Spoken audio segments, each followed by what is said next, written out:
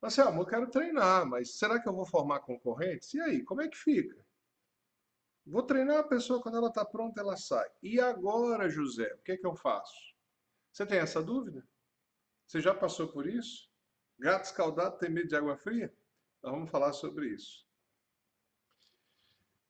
O ano era 2000 e eu tinha uma secretária no Rio de Janeiro e eu resolvi fazer uma pergunta entre os meus ex-alunos, que eram micro e pequenos empresários e que eram prestadores de serviço em sua maioria.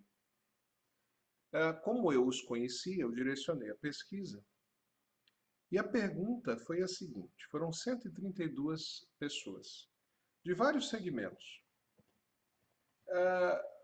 Por que que você abriu o seu próprio negócio? Você acha que você sabe a resposta? Faz o seguinte, para esse vídeo, conversa com a esposa, com a sogrinha querida, com seu filho, com o torcedor do time rival. Por que que você acha que essas 132 pessoas que eu perguntei, elas abriram o seu próprio negócio? Tá? Dá um pause e volta já. Já voltou? Já fez a pesquisa? Você vai dizer, porque queria ganhar mais dinheiro, né? Não, você estava errado. Não, não, não, não, não, não, não. Nada disso. A questão financeira ficou em terceiro lugar. A primeira razão foi: eu tinha boas ideias e eu não via a oportunidade dessas ideias serem colocadas em prática.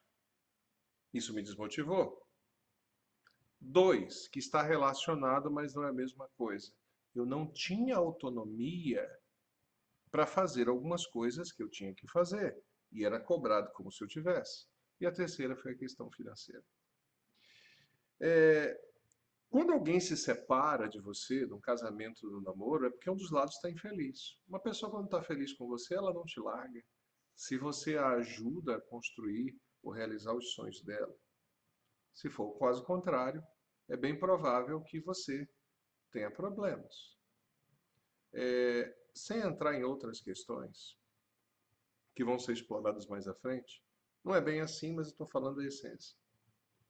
Se você treinar um colaborador, ele for bom, e ele vir perspectivas de realizar-se trabalhando com você, com a remuneração justa, é pouco provável que ele te largue num curto período de tempo. Claro, podem surgir outras oportunidades. Talvez você mesmo tenha iniciado o seu negócio porque você queria mais, ou você não via chance de crescer. Mas existe esse risco? Of course. It is real. Existe esse risco. Mas a vida é assim. Alguns vêm e outros vão. Mas eu costumo dizer que a crise que muitos setores viveram foi porque, às vezes, alguns empresários se sentiam inseguros demais com relação à concorrência. Eu tenho muita coisa para falar para vocês. Quem for depois nosso aluno em treinamento, vocês vão ver.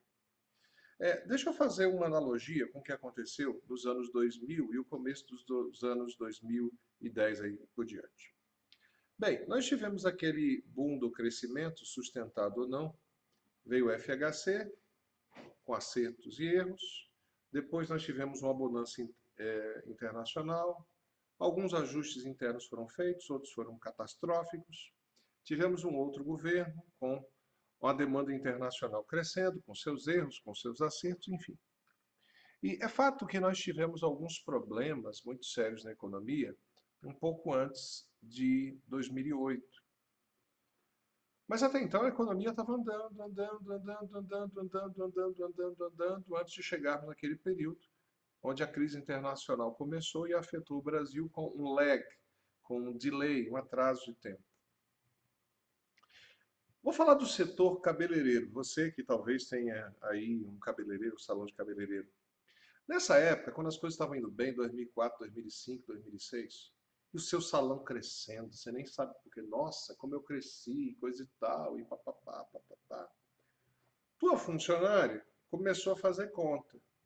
Ó, quanto é que ela está gastando com shampoo, quanto é que ela está gastando com produto para hidratar, Olha, ela levou 1 hora para isso, cobrou R$ 40, eu gastei dele. Nossa, esse negócio é bom demais, vou montar para mim. E não estou dando tempo aqui, chega.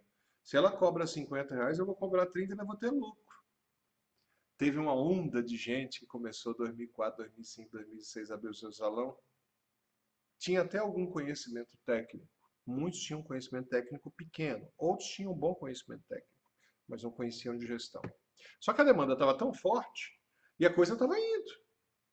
A pessoa não sabe o que é lucro, mexe com giro e coisa e tal, e pega e reinveste, tô doido, e pipocou salão de beleza para tudo que é lugar. Você lembra disso?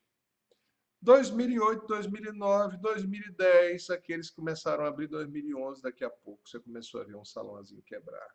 Outro quebrou, outro quebrou, outro quebrou, outro quebrou, outro quebrou. Quem é que ficou? Quem foi profissional, quem trabalhou direito.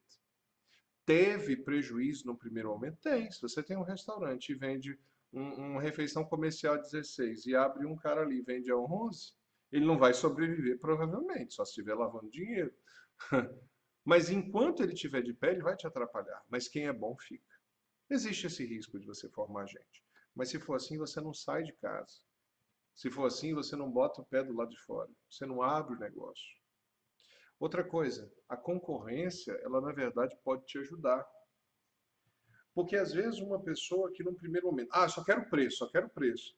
Aí a pessoa vai, faz um trabalho no seu cabelo usando formol para economizar, porque ela não tem noção da toxicidade do produto e da legislação. Isso aconteceu nesse período, tá?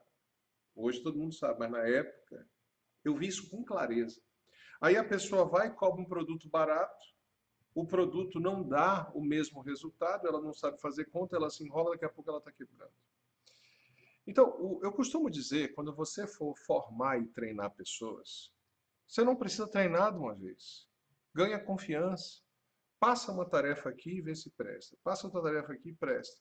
Observe que uma coisa é o ritmo que você quer delegar, outra é o ritmo que é viável. À medida que a pessoa for se mostrando confiável, você vai passando o serviço. Agora, existe o risco? Existe. Mas tem um detalhe: o fato de alguém sair e abrir outra empresa não quer dizer que ela vai ter sucesso da noite para o dia, a não ser se ela se preparar muito. E a concorrência, ela na verdade pode ser saudável para mostrar que você poderia ter criado melhores condições, você poderia ter se expandido, tinha pessoa perto de você, como no caso daquela pesquisa, e você não soube aproveitar.